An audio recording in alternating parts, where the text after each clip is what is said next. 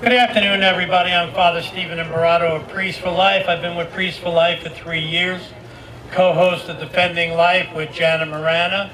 Matter of fact, Friday night's Defending Life night. You can see us tonight. I've been giving my testimony for over 20 years with Silent No More from almost the beginning of the ministry. And it never gets any easier. In the 1970s, I was living with my girlfriend, Eve, away from my Catholic faith. I was responsible for her pregnancy, and like so many Adams do with their Eves, I told my girlfriend that it was not a good time for us to have a child, giving her all the lies that many men give to convince their Eves that abortion is the best way out of their problem. Being the coward I was, that I didn't even go with her. My Eve went to the abortion mill all by herself. I rationalized later that maybe if I'd gone with her, I would have stopped her at the last moment. A rationalization because truly I was a coward, and this was nothing more than conscience easing.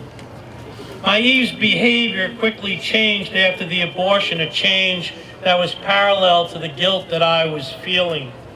We went to confession and saw a priest a couple of times for counseling, but soon fell back into the same sinful lifestyle.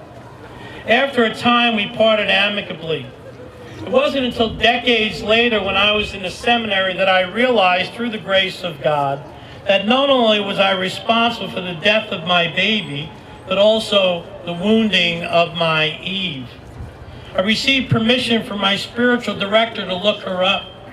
At the meeting with her, I apologized for not standing up for her and for our baby.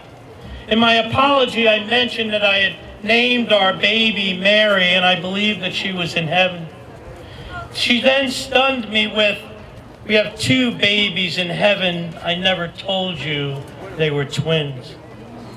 At that moment, I realized my healing involved the death of 2 children, Mary and Thomas, and the wounding of one woman, my Eve. I also realized that my apology to her and taking responsibility for the death of our 2 children removed a big obstacle to our healing. I've been to 3 Rachel Vineyard retreats.